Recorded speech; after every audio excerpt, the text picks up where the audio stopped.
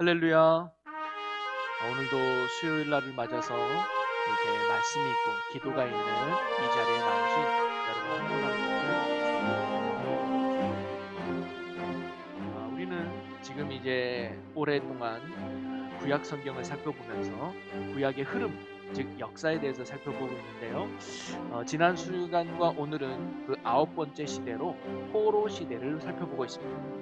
이스라엘 백성들이 하나님의 범죄에서 북이스라엘은 아수르에 망하게 되고 남유다는 바벨론에 의해서 망하게 되죠. 그런데 망한 걸로 끝나지 않고 특별히 남유다는 바벨론으로 포로로 잡혀가서 70년 동안을 생활하게 됩니다. 그리고는 70년 후에 다시금 이스라엘 백성들이 본국인 이스라엘로 돌아오게 돼요. 그래서 무너졌던 성벽도 다시 쌓고 성전도 다시 지으면서 이스라엘을 회복하는데, 그 이스라엘을 회복하기까지의 70년 동안의 포로 생활을 우리는 포로 시대라고 정의해 볼 수가 있습니다. 그래서 이 성경의 역사서 중에는 이렇게 포로기에 관련된 역사서는 구체적으로 없지만 예언서들이 있어요. 그래서 이때 활동했던 예언자들이 누구라고 말했죠? 예레미야, 또 에스겔, 그리고 다니엘이라고 말씀을 드렸잖아요. 이들이 역사석은 기록한 거 아니지만 하나님의 말씀을 받아서 선포하는 그 시기가 언제냐? 바로 포로 시기에 있었던 그런 선지자들의 모습입니다. 자, 그런데 그때 당시 이스라엘 백성들이 망하게 되고 포로로 잡혀갔을 때 이스라엘 백성들은요, 두 가지 생각을 가지고 있었어요. 하나는 뭐냐면 하나님이 우릴 버렸다, 이런 생각이 이스라엘 백성들에게 있었습니다. 왜냐하면 영원할 것 같았던 이스라엘, 아니 창조주 되시는 하나님께서 아브라함을 선택하시고 다윗에게 언약을 하셨던, 정말 무너지지 않을 것 같고 끝까지 왕성할 것 같았던 하나님의 나라가 망해버렸거든요. 그리고 성전이 무너져 버렸거든요. 그 결과가 우리의 죄악 때문임을 이스라엘 백성들도 어느 정도 알았어요. 그러면서 어떤 생각이 들었느냐? 야, 우리가 범죄함으로 말미암아, 우리가 하나님께 죄를 짐으로 말미암아 하나님께서 이제 우리를 버렸구나. 이제 우리는 더 이상 선민 국가가 아니구나. 아브라함을 선택해서 큰 민족 되게 해주겠다, 다윗을 선택해서 언약을 베풀어서 네 후손이 영원할 것이라고 하는 이런 하나님의 약속을 이제 하나님이 파괴해 버렸구나. 이제 우리 민족은 하나님이 버린 민족이야. 그러니까 성전도 파괴되고 우리도 포로로 잡혀왔지 하면서 그들의 마음 가운데 그런 패배의식이 사로잡혀 있었습니다. 또 하나는 뭐냐면 하나님은 이방 신보다 못한 열등한 신이라고 하는 생각이 들었어요. 즉 우리가 믿는 이스라엘의 하나님 여호와는 정말 전능하신 분이시고 창조주가 되시며 불가능을 가능케 하시고 그 어떤 민족과의 싸움도 능히 이겨내시는 그 누구도 이길 수 없는 전능하신 하나님이라고 믿었는데, 그런 하나님이 바벨론의 신에 완전히 무너졌다고 하는 생각에, 야, 하나님도 위대한 분이 아니구나, 하나님도 이방 신보다 못할 열등한 신일 뿐이구나라고 하는 이런 생각이 이스라엘 백성 가운데 있었습니다. 바로 이스라엘 백성들은 이러한 두 가지 이유 때문에 뭐예요? 크게 절망하고 낙심하는 그런 상황 가운데 이스라엘 포로 시기를 이스라엘이 보내고 있었단 말이에요. 이런 절망과 낙심 가운데 하나님이 뭐예요? 바로 에스겔과 다니엘이라고 하는 선지자를 통해서 그들은 점점 하나님을 잊어가고 믿음을 잃어버리고 있었어요. 야, 우리가 하나님을 굳이 믿을 필요가 있는가? 이제 망했는데, 하나님이 우리를 버렸는데 우리가 성경 공부할 이유가 있겠는가? 우리가 매일 저녁마다 기도할 이유가 있겠는가? 하나님이 이제 우리를 버렸는데, 그리고 하나님이 우리를 뭐 구원해 주겠어? 하나님도 이방신에 못지않은 열등한 신, 연약한 신밖에 안 되는데 그런 하나님 믿어봤자 내게 득될 게 없는 거 아니야? 라고 하는 신앙적으로도 절망하고 낙심하는 이런 영적 무너짐이 이스라엘 백성들에게 있었단 말이죠. 그럴 때 하나님은 에스겔과 그리고 다니엘을 통해서 이스라엘 백성들에게 뭐라고 선포하느냐? 하나님이 우리를 버린 게 아니야. 여전히 하나님은 우리 민족을 사랑하고 계셔. 그리고 하나님은 이방 신과 못지않은 열등한 신이 아니야. 여전히 하나님은 이 나라뿐만 아니라 전 세계를 다스리고 주관하시는 전능하신 하나님이야라는 사실을 에스겔과 다니엘을 통해서 선포해주고 있어요. 그래서 그 목적은 뭐냐면 이렇게 절망과 낙심 가운데 빠져있는 이스라엘 백성을 위로하고 그들을 회복하고 또 그들의 마음을 치유하며 그들에게 소망을 주기 위해서 하나님은 에스겔과 다니엘을 통해서 하나님의 말씀을 선포케 하셨다는 거예요. 여러분, 오늘 우리를 향한 하나님의 마음도 우리를 향한 위로와 회복과 치유와 소망이 하나님이신 줄로 믿으시기를 바랍니다. 그러면서 우리는 지난주에 에스겔에 대해서 잠깐 살펴보지 않았습니까? 에스겔은 환상과 파수꾼이라고 하는 핵심 단어를 우리가 생각해 볼 수 있는데요. 그래서 에스겔은 구약에서 가장 성령에 대해서 강조한 책이다라는 말씀을 나눴잖아요. 구약에 대해서 성령의 책이라고 말할 수 있는 게 바로 에스겔이라고 했습니다. 그래서 우리가 알다시피 하나님의 생기가 들어갔더니 생명력 있는 큰 군대가 되었다는 사실을 우리가 큰 군대예요. 군대가 되었다는 사실을 우리가 마른 뼈에 그 환상을 통해서 우리가 살펴보기도 했지 않았습니까?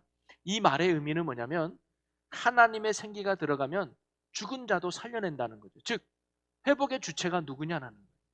지금 너희들이 보기에는 절망하고 낙심이야. 환경을 봐도 상황을 봐도 내 처지를 봐도 도저히 회복되고 다시 일어날 가망이 없어 보여. 그런데 하나님이 말씀하시는 거예요. 네가 회복될 거야. 근데 회복의 주체가 누구냐? 네가 아니야. 상황이 아니고 조건도 아니고 환경도 아니야. 내가 너를 이렇게 세울 거야. 내가 너를 회복시켜야. 너는 나만 바라보면 돼. 너는 나만 의지하면 돼. 라는 말씀을 선포하고 있는 거죠. 여러분, 오늘도 여러분을 어려운 가운데서 건져내고 여러분을 절망 가운데서 소망으로 이끌 주체는 우리가 아니라 하나님이신 줄로 믿으시기를 바랍니다. 하나님이 역사하면 된다는 사실을 오늘 말씀해 주고 있는 거죠. 그리고 또 하나 우리 에스겔서의 특징은 뭐냐면 그 에스겔서는 묵시 문학이라고 그러죠. 묵시, 계시입니다. 환상을 통해서 하나님의 계시를 말하면서 그리고 에스겔은 그의 파수꾼 역할을 하는 거예요. 그래서 성경 에스겔서에 보면 33장 2절부터 4절에 보면 이런 말씀이 있어요. 인자야 너는 내 민족에게 말하여 이르라 가령 내가 칼을 한 땅에 임하게 한다 하자. 그 땅 백성이 자기들 가운데에 하나를 택하여 파수꾼을 삼은 그 사람이 그 땅에 칼이 임함을 보고 나팔을 불어 백성에게 경고하되 그들이 나팔 소리를 듣고도 정신 차리지 아니하므로 그 임하는 칼에 제거함을 당하면 그 피가 자기의 머리로 돌아갈 것이라. 파수꾼을 세워놨어요. 그래서 그 파수꾼이 적군이 쳐들어오니까 적군이 옵니다. 피하십시오 라고 선포했을 때 거기에 있는 백성들이 파수꾼의 말을 듣고 믿으면 그리고 그 말대로 순종하면 생명을 보존하지만 그 파수꾼의 선포하는 말을 듣고도 무시해버리면 그 피가 너희들에게 돌아간다. 바로 하나님은 에스겔이를 파수꾼으로 세워서 환상의 말씀을 통해서 지금 이스라엘에게 말씀하고 있는 거예요. 그래서 이스라엘 백성은 파수꾼으로 세운 에스겔의 말을 듣고 순종하면 너희들 회복될 거야. 너희들 다시 살아날 거야 라고 말씀하고 있는 부분이죠. 그러면서 에스겔은요 이 환상을 보고 파수꾼의 역할을 감당한 게 에스겔인데 단순히 그는 말로만 전한 것이 아니라 자신의 삶을 상징적으로 표현해 주면서 하나님의 말씀을 전했던 사람이 에스겔입니다. 그래서 이 에스겔서의 몇 군데를 보면 하나님이 에스겔에 이런 명령을 내려요. 너는 왼쪽으로 누워서 390일을 지내라. 왼쪽으로 누워가지고 390일 자는 거예요. 그 다음에 오른쪽으로 누워서 40일을 지내라는 거예요. 왜냐? 390일 왼쪽은 북이스라엘의 죄악을 담당하는 것을 의미하고 40일 동안 오른쪽에 누운 것은 이스라엘 백성의 죄를 담당하는 것을 상징적으로 그의 삶을 통해서 보여주는 거죠. 또 한 번은요 밀과 보리, 콩, 팥, 조, 귀리 등 여러 가지 곡식물을 모아가지고 떡을 만들어서 390일 동안 이걸 먹으래요. 고기는 먹지 말고 쉽게 말하면 곡식류만 먹으라는 거죠. 이것은 뭐냐면 앞으로 있을 기근을 상징하고 있습니다. 너희들이 포로 기간 동안 겪을 어려움, 포로 기간 동안 겪을 생활의 견고함을 바로 이걸 통해서 에스겔의 상징적으로 나타내 보였던 거죠. 또는 한 번은 머리털과 수염을 깎았습니다. 그리고는 3분의 1은 성읍 안에다가 뿌리고 3분의 1은 성읍 사방에다 뿌리고 그리고 3분의 1은 바람에 흩어버리라는 거예요. 이건 뭐냐면 이스라엘 백성들이 앞으로 그렇게 흩어질 것을 상징적으로 에스겔이 보여준 거죠. 그리고는 심지어 그 아내가 죽었을 때 그 죽음 앞에 그는 애통하지 않았습니다. 이 죽음마저도 하나님이 앞으로 이스라엘 백성들을 멸망시킬 예언의 상징으로 묘사할 정도. 어찌 보면 선지자로서 참 험한 인생을 살았던 것이 바로 에스겔이었습니다. 선지자가 아니었으면 이런 고생한 일도 없었을 텐데 선지자로 부름받으니까 내 삶을 통해서 하나님의 상징적인 예언을 하다 보니까 이런 고통과 아픔의 삶을 살았던 게 어찌 보면 에스겔인데요. 바로 그는 자신의 이러한 괴로운 모습을 통해서 이스라엘 백성을 향한 하나님의 마음을 선포하려고 했던 겁니다. 얼마나 하나님이 너희들 통해서 이렇게 애통하고 고달프고 힘들어하는지를 에스겔은 자기의 괴로운 삶을 통해서 하나님의 모습과 마음을 표현하려고 했던 거죠. 자, 에스겔은 바로 이런 수많은 한생과 이런 묵시를 통해서 뭘 말하려고 했냐면 하나님의 나라가 망해서 너희들이 포로로 끌려가서 이제는 하나님의 나라가 끝난 것 같아 보이지만 결코 그렇지 않다는 거예요. 끝난 것 같은 하나님의 나라가 결코 끝난 것이 아니라 하나님의 나라는 영원할 것이며 다시 회복될 것을 에스겔은 여러 환상을 통해서 지금 말씀해 주고 있는 거죠. 그것은 다니엘도 앞으로 살펴보겠지만 다니엘도 마찬가지입니다. 바로 백성들은요, 이러한 에스겔과 다니엘의 메시지를 들으면서 절망과 낙심 속에서 일어날 수 있었던 거죠. 야, 우리가 끝이 아니구나.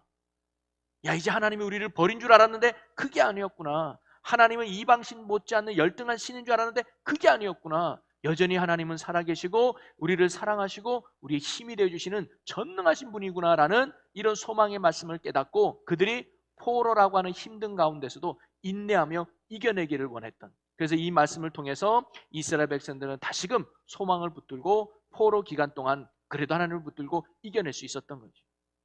그래서 그 이겨낼 수 있었던 두 사건이 우리가 다니엘 어떤 믿음의 이야기고 나중에 살펴보겠지만 에스더가 그 포로 그때 이제 포로 이후에 남아있던 이스라엘 백성들의 이야기인데요.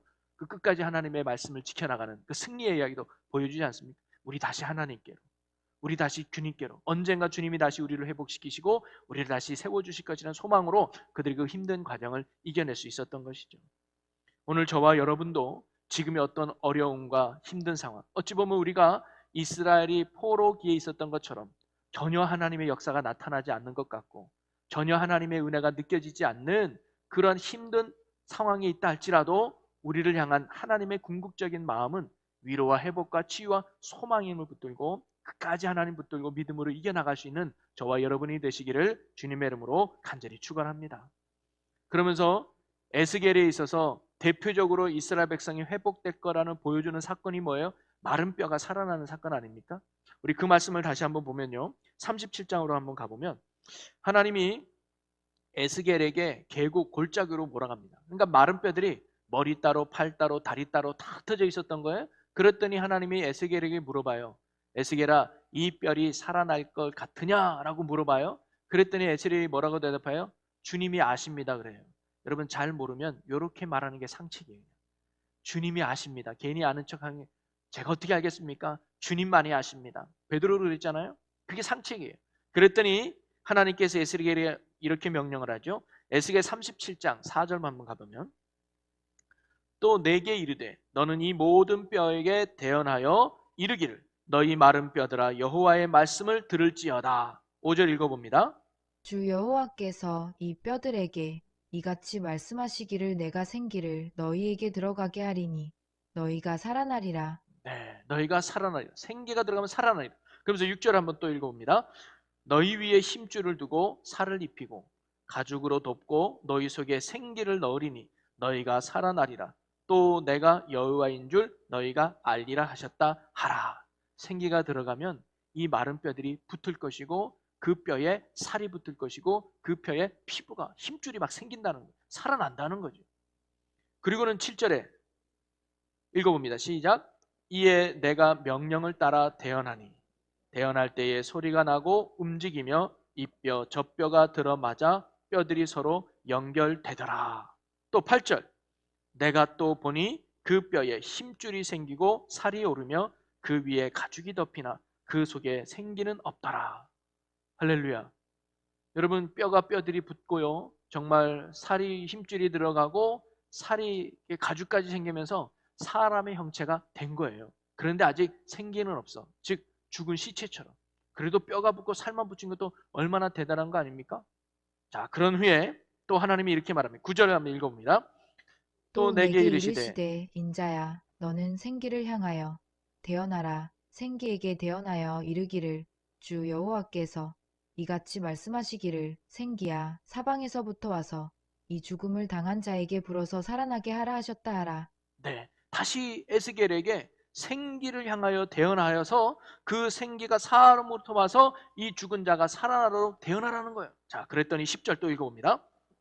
이에 내가 그 명령대로 대언하였더니 생기가 그들에게 들어가매 그들이 곧 살아나서 일어나 서는데 극히 큰 군대가 되더라. 아멘. 마른 뼈가 되어서 아무 소망이 없던 그 뼈 무덤에서 생기가 들어가니까 뼈가 붙고 살이 붙고 그 다음에 가죽이 생겨서 사람의 형체가 나요. 거기서 머물지 않고 또다시 생기가 들어갔더니 이제는 뭐예요? 그 마른 뼈에서 아무 의미가 없던 그게 큰 군대가 돼서 영향력 있는 생명력으로 살아갔던 거 아닙니까? 바로 생기가 들어갔더니 하나님의 생명이 나타내는 큰 군대가 된 거예요. 여러분 이거예요. 70년 후에 이스라엘이 정말 이러한 예언이 현실이 되어버립니다. 이스라엘 백성은요, 포로 70년 동안 어떤 마음이 들었어요? 우리는 이제 끝났다. 하나님도 우리를 버렸고, 하나님도 뭐 이렇게 별 볼일 없는 열등한 신이니 이제 우리는 끝났다. 이스라엘은 이제 더 이상 소망이 없어. 이러면서 스스로 마른 뼈와 같은 죽은 공동체로 이스라엘 백성을 생각했었습니다. 생명이 전혀 없었던 마른 뼈와 같은 공동체가 바로 바벨론 포로로 잡혀갔던 이스라엘 백성들의 모습이었단 말이죠. 그런데 70년 뒤에 이렇게 죽었던 자들이 큰 군대가 되어서 예루살렘으로 돌아와서 다시 성벽을 쌓고 성전을 지으면서 하나님의 그 나라를 회복하지 않습니까? 하나님의 새로운 공동체로 굳게 세워졌던 것이죠. 마른 뼈와 같은 남유다 공동체, 소망과 생명이 없었던 유다 공동체 가운데서 하나님의 생기, 그리스도의 생기, 성령이 들어갔더니 그들은 하나님의 뜻을 이루는 큰 군대로 바로 세워졌다는 거예요. 여러분, 오늘날도 죄로 말미암아 죽었던 마른 뼈 같은 우리의 영혼에 성령이 들어오니까 다시 살아서 생명 있는 삶을 우리가 살아가는 거 아닙니까? 혹시 오늘도 여러분의 영혼 가운데 마른 뼈와 같이 연약하고 부족한 부분이 있다면 다시금 생기인 성령의 충만함으로 말미암아 여러분이 다시금 생명력 있게 일어나는 은혜가 여러분에게 있기를 주님의 이름으로 간절히 축원합니다. 나는 이룰 수 없지만, 나는 회복할 수 없지만 성령이 우리 삶에 들어오시면, 성령의 역사가 있으면 우리는 다시 생명력이 있는 거예요. 여러분의 속회에 성령이 들어가면, 이 제단 가운데 성령이 오면, 여러분의 가정이 성령이 충만하면 다시 살맛 나는 생명이 있는 그런 가족, 그런 속회, 그런 교회가 될 줄로 믿습니다. 그리고 또 이 말씀에서 우리가 깨달을 수 있는 건 뭐냐면요, 하나님이 직접 명령하지 아니하고 왜 에스겔에게 대언시켰을까? 에스겔 잘 봐, 내가 이 마른 뼈 살릴게 하고 하나님이 직접 했으면 될 텐데 왜 에스겔 내가 한 말을 네가 대언해라 라고 했을까요? 하나님이 우리에게 보시는 게 있어요. 그게 뭐냐면 믿음과 순종이기 때문에. 에스겔 마른 뼈가 살아날 걸 믿냐? 네, 믿어요. 그럼 내가 말한 대로 선포해라. 그게 믿음이에요. 에이, 하나님 어떻게 말한다고 이게 살아납니까? 생기가 들어간다고 어떻게 마른 뼈가 살아납니까? 믿지 않으면 말하지 않는 거예요. 믿어요. 믿음은 뭐예요? 선포하고 순종하는 거예요. 오늘 하나님이 우리에게 그걸 보는 거예요. 우리 교회가 다시 성령으로 다시 회복될 걸 믿느냐? 네, 믿습니다. 그럼 뭐예요? 우리 순종하는 거예요. 말씀에 순종하고 기도에 순종하고 섬김에 순종할 때 하나님의 역사가 다시 이 제단 가운데 또 여러분의 심령 가운데 불붙듯 일어나게 될 줄로 믿습니다. 환경을 보는 게 아니고 상황을 보는 게 아니고 우리의 처지를 보는 게 아니라 말씀대로 이루실 살아계신 하나님의 역사하심을 믿고 우리가 오늘도 믿음으로 순종할 때 하나님의 이런 큰 생명의 역사가 우리의 삶에 또 이 제단에 일어나게 될 줄로 믿습니다. 자, 그 다음에 우리가 두 번째 책인 다니엘을 한번 우리가 살펴봅시다. 아까도 말했지만 하나님이 우리를 버리셨다. 그리고 하나님은 열등한 신에 불과하다 라고 여겼던 이스라엘 백성 가운데 아니야, 하나님은 여전히 우리를 지켜보고 계시고 우리와 함께 하시고 우리의 왕이 되셔. 그리고 그 하나님은 모든 것들의 주관자가 되시는 전능하신 하나님이야라는 것을 보여주는 것이 바로 이 다니엘서입니다. 그래서 이 다니엘서를 다니엘이 바벨론이 포로로 잡아갈 때 3번에 걸쳐서 잡아갔다 그랬잖아요. 첫 번째 포로로 잡아갔던 게 다니엘이었고 두 번째 포로로 잡아갔던 게 에스겔이었습니다. 이 다니엘이 처음으로 잡혀갔을 때 나이가 10대 중반, 15살쯤 됐다 그래요. 그런데 이 바벨론의 식민 정체는 이 아수르는요, 그 나라를 이렇게 쳐들어오면 거의 몰살시켜버려요. 아니면 다른 데다 섞어가지고 거의 민족성이나 어떤 그런 것들을 더 죽여버리는데, 이 바벨론의 식민 정책은 동화 정책이에요. 쉽게 말하면 필요한 것은 자기들이 가지고 와서 자기화 시켜버리는 게 바벨론이었어요. 그래서 이 남유다를 멸망시켜도 거기에 똑똑한 사람, 훌륭한 사람, 정치인이나 또는 기술자들은 바벨론으로 데려가서 바벨론화 시켜가지고 자기 나라의 인재로 썼단 말이에요. 그래서 이 다니엘도 그 당시 귀족 출신이었기 때문에 자기들의 똑똑함을 알고 그를 데리고 간 거예요. 그래서 궁에서 교육을 시켜가지고 우리가 알다시피 나중에는 왕을 잘 조언해가지고 바벨론에서도 손꼽히는 좋은 관직에 올라가고 충성스러운 일꾼이 되기도 하죠. 그런데 또 이 다니엘의 특징이 뭐냐면요, 바벨론에게 포로로 잡혀갔지만 바벨론이 페르시아, 메데 바사에게 멸망을 당했음에도 불구하고 이 다니엘은 여전히 그 자리를 지키는 신실한 사람으로 표방이 돼요. 그래서 제가 표를 하나 보면 다니엘이 섬겼던 왕이 4왕이나 나옵니다. 첫 번째는 다니엘 1장부터 4장에 나오는 느부갓네살 왕을 섬기고, 그 다음에 바벨론의 마지막 왕인 벨사살 왕을 섬기고, 그 다음에 이 바벨론이 메대에 멸망당하면서 다리오 왕을 섬기고, 또 바사 왕인 고레스 왕까지 섬겨서 나중에 고레스가 너희들 이스라엘로 돌아가서 성전 져라 허락해 주잖아요. 그때까지 약 70년 동안 그 다니엘이요, 왕권이 4번 바뀌고 정권이 4번 바꿔도 그 자리를 신실하게 지켰던, 세상 사람들에게도 인정받았던 믿음의 사람이 바로 다니엘이었어요. 그거 참 위대하죠. 여러분, 오늘날 우리 그리스도인들이 이 다니엘과 같은 이런 사람이 되면 너무 좋겠습니다. 여러분이 어떤 회사에 다니든 어떤 자리에 있든 상관이 바뀌어도 여러분의 그 신실함 때문에, 여러분의 그 성실함 때문에, 여러분의 그 진실함 때문에 옆에 두고 싶은 사람, 함께하고 싶은 사람, 이런 선한 영향을 끼칠 수 있는 여러분이 되시기를 주님의 이름으로 간절히 축원합니다. 그게 전도하고 그게 복음의 삶인 것 같아요.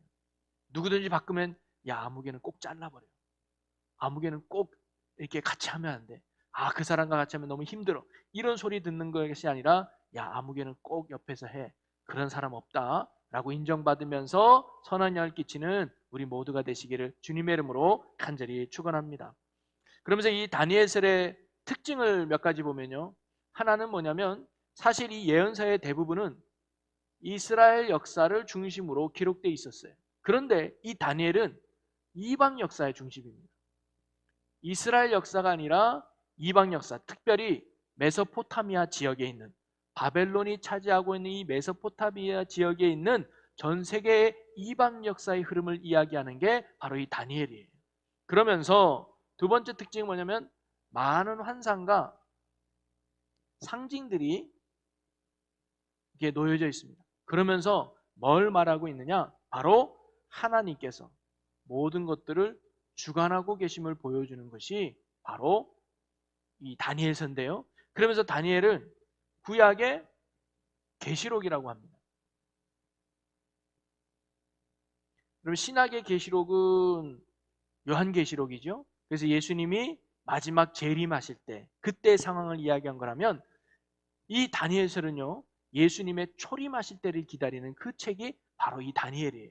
그래서 이제 좀 이따가도 우리가 그걸 알아보겠지만 환상과 상징이 뭐냐면 나중에 이 바벨론으로부터 나라들이 어떻게 퍼져나갈 것인가, 즉 바벨론에 의해서 메대와 바사가 이어지고, 그 다음에 헬라인 그리스가 이어지고, 그 다음에 로마 제국까지 이어지는 이러한 역사가 흐름이 앞으로 진행될 것을 다니엘이 예언하고, 마지막 로마 시대 때 후에 예수님이 이 땅에 오셔서 하나님의 나라를 세워갈 것에 대한 예언이 다니엘이거든요. 그래서 구약의 계시록이라고 말하는 거예요. 예수님의 초림을 기다리는. 그리고 신약에서는 요한계시록, 예수님의 마지막 재림 때를 기다리는 그 계시록. 그래서 구약의 계시록이 다니엘이다라고 설명해 볼 수가 있죠.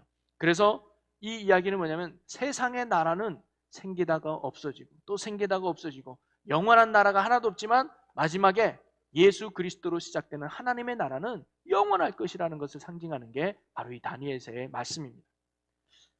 그래서 다니엘서는 두 가지를 보여주고 있어요. 크게 두 가지를 보여주고 있는데 첫째는 뭐냐면 세상 역사를 주관하시는 하나님에 대해서. 세상 역사를 주관하신 분이 누구냐? 바로 하나님이라는 사실을 이 환상을 통해서 보여주고요. 두 번째는 바로 다니엘과 그의 세 친구의 믿음을 보여주는, 그게 바로 다니엘서의 내용입니다. 근데 이게 참 오늘날 우리가 살아가는데 참 중요한 어떤 신앙의 핵심 같아요. 이게 뭐냐면 우리도 이 땅에 살아갈 때 이 세상의 모든 것들을 주관하고 있다는 하나님에 대한 인정, 하나님에 대한 확신, 이거 참으로 중요해요. 때로는 억울한 일이 당해도, 때로는 슬픈 일이 당해도, 때로는 화가 난 일이 당해도 모든 것들은 하나님의 섭리하고 있다는 이 깨달음 굉장히 중요하더라고요.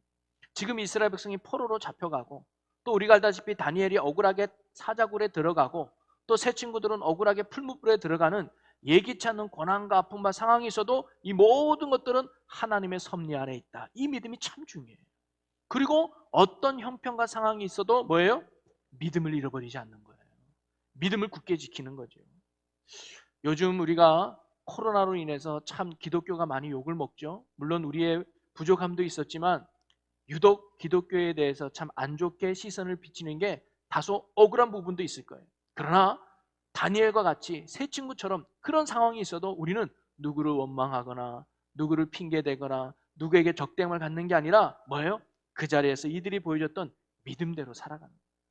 그게 다니엘이 오늘날 우리에게 가르쳐주는 아주 중요한 메시지인 것 같습니다. 자, 그러면서 다니엘의 그 전체적인 내용들을 한번 우리가 장장별로 시간이 날 때까지 한번 살펴보면 먼저 1장이 나오죠. 1장. 1장에서 우리가 다루다시피 다니엘의 신앙적 절개에 대해서 나오고 있습니다. 네.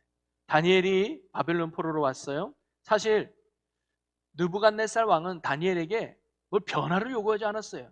뭐 요구한 게 별로 없어요. 그냥 바벨론 사람이 되라는 거였어요. 그래서 그에게 뭘 요구합니까? 지식을 공부하라고 해요. 바벨론 공부해라. 그리고 이름도 바벨론 이름으로 바꿔버려요. 그래서 다니엘은 벨드사살 이름으로 바뀌어버린단 말이죠. 그리고 또 하나는 뭐냐? 왕의 음식을 먹으라 그래요.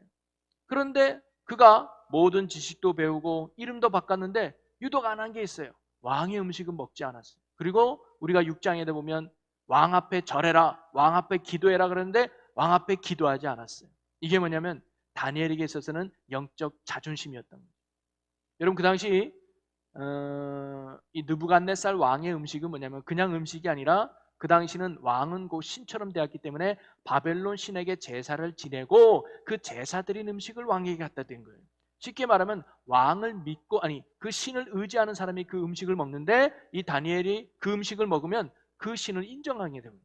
나는 하나님을 믿는 하나님의 백성인데 이걸 먹음으로 말미암아 내가 바벨론의 신을 인정하는 건 그건 내가 영적 자존심이 아니다 라고 신앙의 절개를 지켰던 게 바로 다니엘.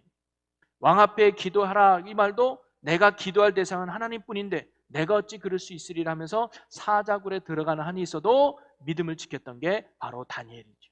그런 다니엘의 신앙의 절개, 그런 믿음이 있었기에 하나님은 그를 통해서 놀라운 구원의 역사를 이루어졌던 것 같아요. 자, 그 다음에 2장에 가면요. 2장에 가면 어떤 일이 있냐면 느부갓네살 왕의 꿈이 나옵니다. 이 왕의 꿈과 그 꿈을 다니엘이 해석해줘요. 여러분 느부갓네살이 왕이 된 지 2년 후에 꿈을 하나 꾸게 됩니다. 그런데 이 꿈이 중요한 꿈인 것 같은데 도저히 무슨 꿈인지를 생각이 안 나는 거예요. 그래가지고 그 당시 바벨론에 있던 모든 술술가나 점술가들을 다 불러가지고 내가 꾼 꿈이 뭔지를 맞추고 그 꿈의 뜻이 뭔지를 해석하라고 해요. 근데 아무도 해석내지 않는 거예요. 그러니까 거기에 화가 나가지고 야 모든 점술가는 다 죽여라 라고 했는데 그때 누구도 포함되느냐? 다니엘도 포함된 거예요. 어떻게 해요? 그래서 다니엘도 죽게 된 거예요. 그때 다니엘 했던 행동이 뭐냐면요. 세 친구들과 함께 하나님 앞에 간절히 기도했습니다. 야, 우리 기도하자. 이 위기 가운데 우리 기도하자. 그랬더니 하나님께서 왕이 꾼 꿈이 무엇인지를 깨닫게 해주시고 그 꿈의 의미가 무엇인지도 밝히 알려줘요. 그리고 왕 앞에 찾아가서 왕이 이런 꿈 꾸지 않았습니까? 그리고 이 꿈의 내용은 이겁니다라고 이야기한 거예요. 그게 이제 좀 이따 보면 이제 요 네 가지 꿈에 대한 내용인데요. 그 꿈의 해몽을 딱 봤더니 이 왕이 너무나 명쾌해가지고 다니엘에게 이렇게 고백을 합니다. 자, 다니엘 2장 47절입니다. 우리 함께 읽어봅니다. 왕이 대답하여 다니엘에게 이르되 너희 하나님은 참으로 모든 신들의 신이시요 모든 왕의 주제시로다. 내가 능히 이 은밀한 것을 나타내었으니 내 하나님은 또 은밀한 것을 나타내시는 이시로다. 이방 왕이었던 느부갓네살이 다니엘이 믿는 하나님을 찬양하는 거예요. 야, 네가 믿는 하나님이 진짜구나. 나는 내가 믿는 신이 진짜인 줄 알았는데 네가 신이 더 뛰어나구나. 하나님만이 모든 신들을 뛰어넘는 유일한 전능한 위대한 왕이심을 다니엘이 보여준 거죠. 그래서 다니엘을 존귀히 높이고 다니엘뿐만 아니라 그 세 친구까지 바벨론 지방을 다스리는 그 지방 관리인으로 우뚝 세워지게 되는 계기가 이 2장에 나옵니다. 여러분, 우리도 이 다니엘과 같이 예기치 않는 위기를 맞닿을 때가 있죠. 그럴 때 우리가 다니엘과 같이 모든 것들을 섭리하시고 역사하시는 하나님을 붙들고 기도할 수 있는 저와 여러분이 되기를 소망합니다. 그래서 예수가 해답이고 기도가 방법이라는 거예요. 우리 이 말을 한번 고백해 봅시다. 예수가 해답이고 기도가 방법이다. 네, 기도하는 자에게 하나님이 해답 준다는 거죠. 다니엘을 통해서 우리가 그걸 배울 수가 있어요. 그 다음에 또 3장에 가면 우리가 너무나 잘 알고 있는 다니엘의 세 친구들의 믿음에 대한 내용이 나옵니다. 사실 2장과 3장에는 시차가 좀 있어요. 18년이라는 세월이 좀 흐릅니다. 이 느부갓네살의 초기였다면 3장은 느부갓네살이 이제 만약 한 18년 정도 흐른 후에 어떤 일이 있냐면 사실 느부갓네살도요 하나님을 인정했어요. 아까 봤지만 이 왕의 꿈도 해석을 했고요. 이스라엘을 완전히 침공하지는 않습니다. 하나님에 대한 두려움이 좀 있었거든요. 그런데 이때 가서 어떤 일이냐? 유다의 마지막 왕이었던 시드기야 왕이 바벨론을 배신해 버려요. 그것을 도와더니 돼가지고 바벨론이 이스라엘을 침공하거든요. 그런데 정말 이스라엘이 망했어요. 그러니까 느부갓네살 왕이 어떤 마음이 들어요? 야, 하나님도 별거 아니었구나. 여호와라는 신도 별거 아니었는데 다니엘이 보면 대단한 것 같았는데 야, 내가 직접 싸워보니까 여호와 신도 별거 아니네 라고 하는 교만함이 생깁니다. 그래서 자기의 왕권을 더 강하기 위해서 금신상을 만듭니다. 그래서 누구든지 이 금신상에게 절해라 라고 선포하고 명령을 내린 거죠. 그런데 다니엘의 세 친구들이 그 금신상 앞에 절하지 않는 거예요. 그걸 보고 갈대 아닌 몇 명이 그들을 고소해버립니다. 왕이 직접 본 것도 아니에요. 시기하는 사람에 의해서 다니엘의 세 친구들이 고소당한 거예요. 그리고는 왕이 너희들 절 안 하느냐? 라고 물어봤을 때 다니엘의 세 친구가 이런 대답을 해요. 자, 다니엘 3장 16절부터 18절을 우리 한번 같이 보겠습니다. 자, 다 같이 읽어봅니다. 사드락과 메삭과 아벳느고가 왕에게 대답하여 이르되 느부갓네살이여 우리가 이 일에 대하여 왕에게 대답할 필요가 없나이다. 변명할 여지 없다는 거죠. 17절에 왕이여 우리가 섬기는 하나님이 계시다면 우리를 맹렬히 타는 풀무불 가운데서도 능히 건져내시겠고 왕의 손에서도 건져내시리이다. 아멘. 하나님이 살아계시면 이 상황에서 하나님 우리를 구원해 주실 거예요 라는 믿음을 고백해요. 근데 더 놀라운 고백은 18절이에요. 우리 18절 다시 한번 읽어봅니다. 그렇게 하지 아니하실지라도 왕이여 우리가 왕의 신들을 섬기지 아니하고 왕이 세우신 금신상에서 절하지도 아니할 줄을 아옵소서. 아멘. 저는 이 세 친구들이 보여준 믿음은 뭐냐면 그럼에도 불구하고 이게 참 좋은 믿음이고 훌륭한 믿음이고 하나님께서 반드시 이 문제 해결해 줄 겁니다. 하나님께서 반드시 우리를 이 고난 가운데 건져주실 겁니다. 하나님은 살아계시니까요. 이것도 참 훌륭한 믿음인데 더 큰 믿음은 뭐냐면 그리 아니하실지라. 혹 이 문제를 해결해 주지 않아도 이 어려운 가운데서 나를 구원해내지 않아도 나는 하나님의 말씀대로 살아갈 겁니다. 나는 여전히 하나님을 인정할 겁니다 라고 하는 그럼에도 불구하고의 신앙이 이들이 보여준 훌륭한 믿음이었던 겁니다. 혹시 우리는 조건적인 믿음으로 신앙생활하고 있지 않습니까? 그래서 이 조건에 맞지 않으면 하나님에 대해서 원망하고 불평하는 우리의 모습은 혹시 없습니까? 여러분 참 믿음은 훌륭한 믿음은, 진짜 백의 믿음은 그럼에도 불구하고 하나님을 붙드는 믿음 같아요. 그래서 이 세 친구를 통해서 또 배울 수 있는 믿음은 뭐냐면요, 지키는 믿음이에요. 여러분, 우리가 믿음을 갖는 것도 중요하고 소유하는 것도 중요하지만 더 중요한 게 뭔지 아십니까? 이 믿음을 잃어버리지 않는 거예요. 이 믿음을 끝까지 지켜가는 거죠. 바로 이 세 친구들은요, 그런 위기 앞에도, 죽음 앞에도 하나님을 향한 믿음을 지켜갔다는 거예요. 여러분, 가룟 유다는 믿음을 지키지 못했죠. 사울 왕도 믿음을 지키지 못했어요. 여러분, 우리 교인 중에도 그런 분이 있죠. 내가 옛날에 뜨거웠는데, 내가 옛날에 참 기도 많이 했는데, 내가 옛날에 참 한상 은사도 있고 참 놀라운 경험 많이 했는데, 죄송해요, 그거 아무 소용없습니다. 하나님이 오늘 여러분에게 보시는 믿음이 언제인 줄 아십니까? 지금의 믿음이에요. 오늘의 믿음이에요. 과거에 내가 아무리 잘 살아도, 과거에 내가 아무리 뜨거워도 지금 그 뜨거움이 있느냐? 지금 그 첫사랑이 있느냐? 지금 그 열정이 있느냐? 하나님은 오늘도 지금의 믿음을 보고 계시다는 거예요. 여러분, 우리가요, 과거에만 기억하고 또 미래만 바라보는 것이 아니라 오늘의 믿음으로 오늘을 살아갈 수 있는 저와 여러분이 되시기를 주님의 이름으로 간절히 축원합니다. 혹 과거에 뜨거웠던 경험이 있다면 다시 그 뜨거움을 달라고 기도해 보자고요. 다시 그 열정을 달라고 기도해 보시고 다시 그 믿음 달라고 기도해 줘서 정말 주님이 지금 여러분의 모습을 보고도 흐뭇해할 수 있는 그런 믿음의 견고함을 살아갈 수 있는 흔들림 없는 믿음으로 살아가는 저와 여러분의 복된 믿음이 되시기를 주님의 이름으로 간절히 축원합니다. 그리고 이제 4장과 5장은 이 느부갓네살 왕의 두 번째 꿈이 나타나고 그 꿈을 해석해 줍니다. 그 꿈은 뭐냐면 큰 나무가 베이는 거거든요. 쉽게 말하면 느부갓네살 왕, 당신 회개하지 않으면 멸망당할 거예요, 그 얘기예요. 그런데 느부갓네살 왕이 다니엘의 말을 듣지 않아요. 여러분, 참 사람이 좋은 거는 듣는데 나쁜 건 거부해 버리는 거야. 요때만 해도 다니엘 최고, 네 말 정말 좋아. 그런데 막상 다니엘이 자기를 지적하고 나쁜 말 하니까 싫은 거예요. 여러분, 우리가 말씀을 듣는 것보다 더 중요한 게 뭔지 아십니까? 말씀을 들은 대로 순종하는 게 더 중요하다는 거예요. 성경의 66권을 다 외우는 거 중요한 거 아닙니다. 단 한 절의 말씀이라도 그 말씀 붙들고 순종하는 거, 그게 생명의 믿음이라는 거예요. 여러분, 초대교회 성도들이 무슨 성경이 있었겠어요? 우리 한국 땅에 기독교가 들어왔을 때 무슨 66권이 성경책이 이렇게 좋은 성경책이 어디 있겠어요? 쪽복음이에요. 제가 듣기는 요한복음 한 장을, 종이 한 장이 있으면 오늘은 박 집사가 그거 보고 내일은 오 집사가 가서 읽고 그 다음 주에는 최 집사가 읽고 그러면서 그 한 절 한 절 외우는 거예요. 그리고 그 말씀 앞에서 예수 붙들고 한 주 동안 뭐예요? 사랑을 실천하고 믿음의 삶을 살았던 것이 우리 한국교회 선배들의 모습이었어요. 말씀을 많이 하는 게 중요한 게 아니라 단 한 절의 말씀이라 할지라도 그 말씀대로 살려고 하는 그런 믿음의 모습이 우리를 살리는 생명이 된다는 거예요. 오늘도 저와 여러분이 말씀을 듣는 것보다 그 말씀 앞에 나를 돌아보고 순종할 수 있는 이런 믿음이 저와 여러분의 귀한 믿음이 되시기를 주님의 이름으로 간절히 축원합니다. 그리고 우리가 알다시피 6장에서는 다니엘이 사자굴에서 살아나는, 위기 가운데서도 하나님의 건짐을 받는, 아까 새 친구와 같이 뭐예요? 오늘의 믿음, 변치 않는 믿음, 흔들림 없는 믿음으로 예수 붙들고 주님 붙들고 나갔던 다니엘을 볼 수가 있죠.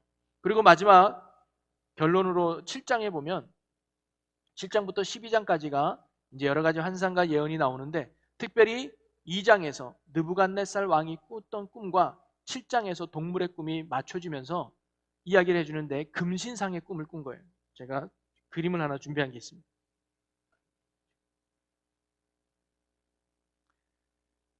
왕이 꾼 꿈이 뭐냐면 금신상, 큰 신상을 하나 본 거예요. 그러면서 어떻게 돼 있냐면 머리는 금으로 돼 있고, 그 다음에 팔과 어깨는 은으로 돼 있고, 배와 여기 허벅다리는 동으로 돼 있고, 다리는 철로 돼 있고, 바닥은 철과 진흙으로 된 이런 큰 신상이 꿈을 꾼 거죠. 그러면서 이 꿈이 무슨 의미냐 했을 때 하나님이 이거는 이제 각 나라들을 나타낸다는 거예요. 그래서 위에는 이제 바벨론이 있지만 그 바벨론은 메데 바사의 멸망을 당할 것이고, 메데 바사는 다시 헬라 그리스의 멸망을 당할 것이고, 이 그리스는 로마의 멸망을 당할 것이고, 이 로마는 다시 열국 시대로 나눠질 것이고, 그리고 이 예언 가운데 뭐냐면 사람의 손이 닿지 않는 돌 하나가 나타나서 이 발바닥을 무너뜨리면서 이 신상을 와르르 무너뜨린다는 거예요. 그러면 이 나타났던 마지막 뜨인 돌이 뭐냐? 바로 예수 그리스도라는 거죠. 예수 그리스도가 이 땅에 와서 모든 세상의 나라를 멸하고 하나님의 나라를 세워갈 거라고 하는 바로 그런 예언의 말씀이 바로 이 신상이라는 거예요. 그래서 이 신상을 통해서 하나님이 말씀하시는 게 뭐예요? 여전히 하나님은 너희를 붙들고 있다.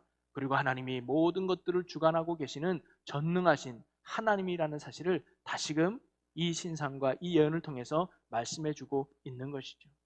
여러분, 오늘 우리가 다니엘과 에스겔 전체 이 포로 시기에서 배울 수 있는 건 늘 강조된 이겁니다.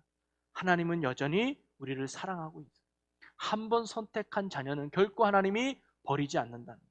때로는 하나님이 안 계신 것 같아요. 여러분, 저도 목사지만 그런 생각을 할 때가 있어요.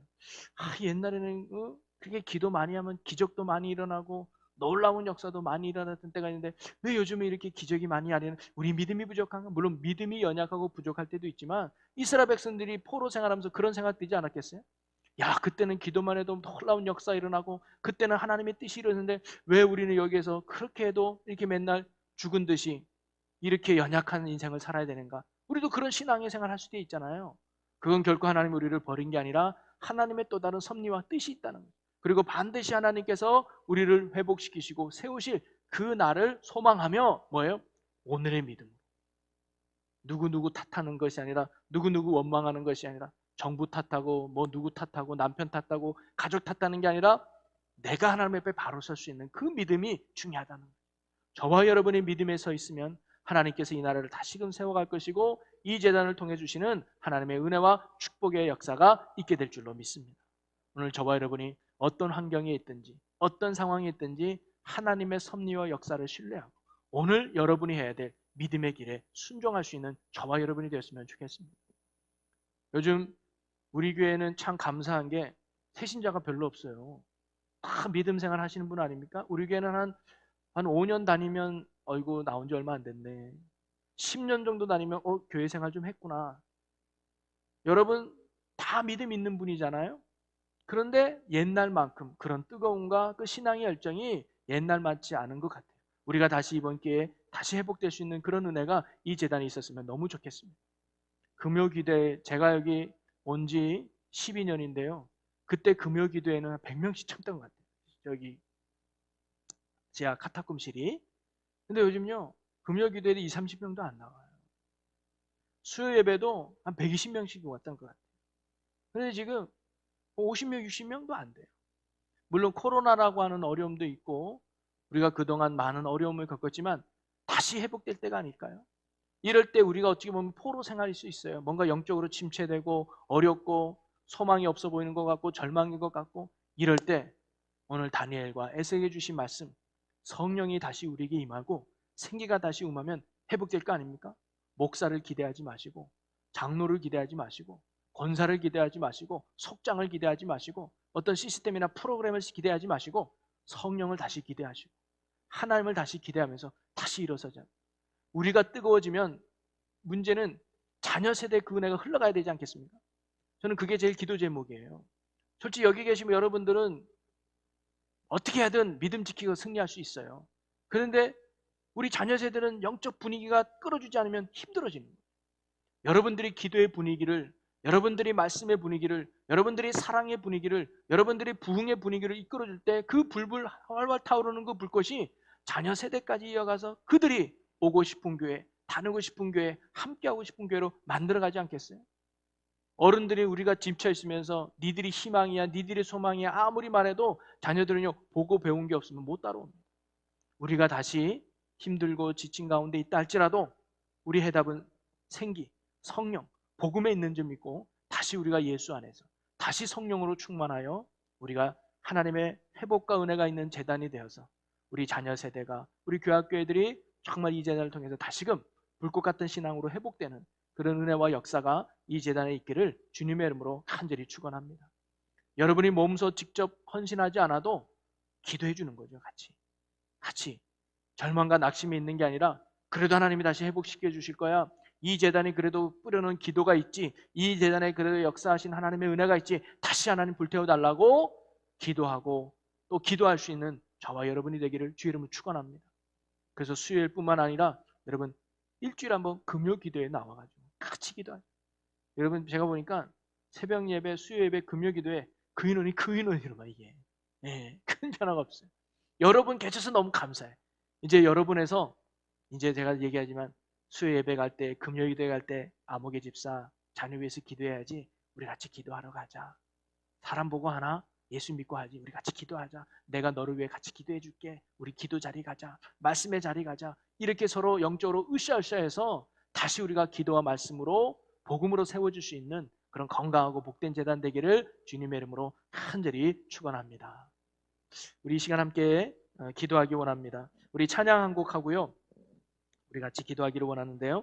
우리 채워주셔서 그래서 흔들리지 않는 믿음, 낙심하지 않는 믿음, 자백하는 마음, 내 안에 다시금 성령이 충만하여 그런 승리의 믿음 갖는 성령의 불로